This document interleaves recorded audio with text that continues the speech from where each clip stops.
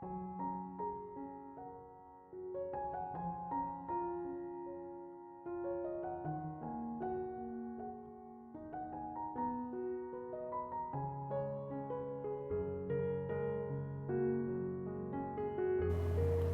Ibu, saudara-saudari, adik-adikku yang terkasih, piye kabare? Berkah dalam, sehat selalu buat Anda semua. Selamat merayakan hari Minggu bersama anggota keluargamu. Kita siapkan hati kita untuk mendengarkan firman Tuhan. Tuhan sertamu dan sertamu juga. Inilah Injil Yesus Kristus menurut Santo Matius. Dimuliakanlah Tuhan. Sekali peristiwa ketika Yesus melihat orang banyak yang mengikutinya, tergeraklah hatinya oleh belas kasihan kepada mereka, karena mereka lelah dan terlantar seperti domba yang tidak mempunyai gembala. Lalu kata Yesus kepada murid-muridnya, "Tuaian memang banyak, tetapi pekerja sedikit.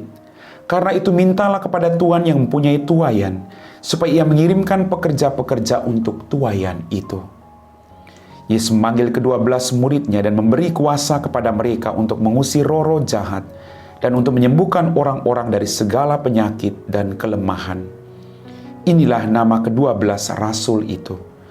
Pertama, Simon yang disebut Petrus dan Andreas saudaranya, Yakobus anak Zebedeus dan Yohanes saudaranya, Filipus dan Bartolomeus, Thomas dan Matius pemungut cukai, Yakobus anak Alfeus dan Tadeus, Simon orang Selot dan Yudas Iskariot yang mengkhianati Yesus. Yesus mengutus ke-12 murid itu dan berpesan kepada mereka, "Janganlah kamu menyimpang ke jalan bangsa lain atau masuk ke dalam kota orang Samaria, melainkan pergilah kepada domba-domba hilang dari umat Israel. Pergilah dan wartakan, kerajaan surga sudah dekat.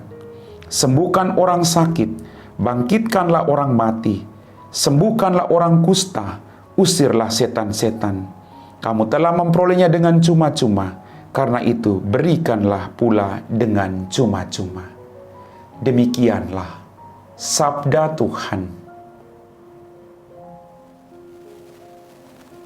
Bapak, Ibu, saudara-saudari, adik-adikku yang terkasih, dalam bacaan tadi kita mendengar ketika Yesus melihat orang banyak mengikutinya, tergeraklah hatinya oleh belas kasihan kepada mereka.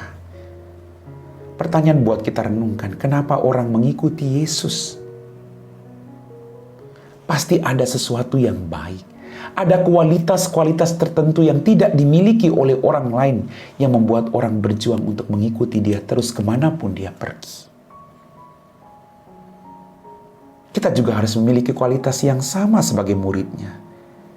Hidup kita harus menjadi pengikut-pengikut Yesus yang setia. Kualitas Yesus harus menjadi milik kita, agar semakin banyak orang melihat Yesus yang hadir dalam tutur kata, tindak, perilaku kita sehari-hari.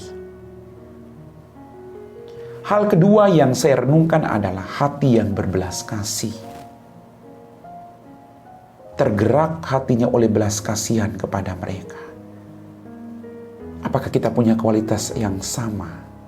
Ketika melihat orang lain menderita, bukan menutup mata, tapi punya hati yang berbelas kasih untuk menolong dan membantu mereka yang berkesusahan. Banyak orang menderita di dunia ini. Mari kita asah kualitas hati kita untuk menolong mereka dengan keikhlasan hati, bukan untuk dipuji orang, tapi untuk kemuliaan nama Tuhan. Bapak, Ibu, saudara-saudariku yang terkasih, kemudian Yesus memanggil ke-12 muridnya, memberi mereka kuasa, lalu mengutus mereka. Kita semua dipanggil oleh Tuhan. Kita sudah dibaptis. Kita juga harus menjalankan tugas kita sebagai pengikutnya. Dia memanggil kita, kemudian Dia mengutus kita. Kita harus punya rasa tanggung jawab yang besar. Bapak, Ibu, saudara-saudari, adik-adik kaum muda yang terkasih, kita juga diberi kuasa oleh Yesus. Dengan kuasa itu mari kita doakan orang. Hadirnya kita menjadi berkat bagi orang lain. Ini yang harus kita buat dalam hidup kita. Pertama-tama dalam keluarga, hadirkan cinta kasih, belas kasih, pengampunan, penghormatan. Damai sejahtera harus ada dalam keluarga kita. Agar kita bisa bawa damai itu dalam keluarga kita keluar dan kita bagikan bagi semakin banyak orang. Bapak, Ibu, saudara-saudariku yang terkasih. Kemudian Yesus berkata, kamu telah menerima dengan cuma-cuma, karena itu berikanlah pula dengan cuma-cuma. Kita menerima rahmat yang cuma-cuma detik ini, kehidupan, kesehatan, secara gratis dari Tuhan. Mari kita kembalikan kepada Tuhan dengan melakukan kebaikan demi kebaikan dalam kehidupan kita. Tuhan berikan kita secara gratis, Bapak Ibu. Tuhan mau agar kita memberikan itu kepada orang-orang di sekitar kita secara gratis pula. Mari, Dia tidak sekedar memanggil, tapi Dia mengutus kita.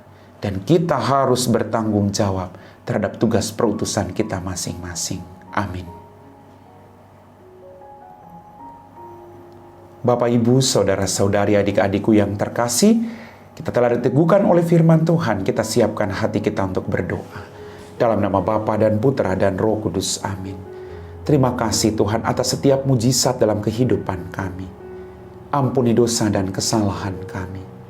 Pada kesempatan ini, kami berdoa bagi kami semua yang percaya kepadamu. Curahkanlah kuasa Roh Kudus dalam hidup kami Tuhan. Agar kami masing-masing boleh bertanggung jawab terhadap tugas perutusan yang Kau percayakan kepada kami masing-masing. Biarlah kehadiran kami Tuhan membawa damai, hati yang selalu tergerak penuh dengan belas kasih, hati yang mau melihat dan menolong siapapun yang sedang menderita, hati yang membawa damai, hati yang peduli. Terima kasih Tuhan. Terima kasih atas kepercayaan yang Kau berikan kepada kami. Kami puji Engkau Bapa, kini dan sepanjang segala masa. Amin. Tuhan sertamu dan sertamu juga. Semoga kita sekalian diberkati oleh Allah yang Maha Kuasa, Bapa, Putra, dan Roh Kudus. Amin.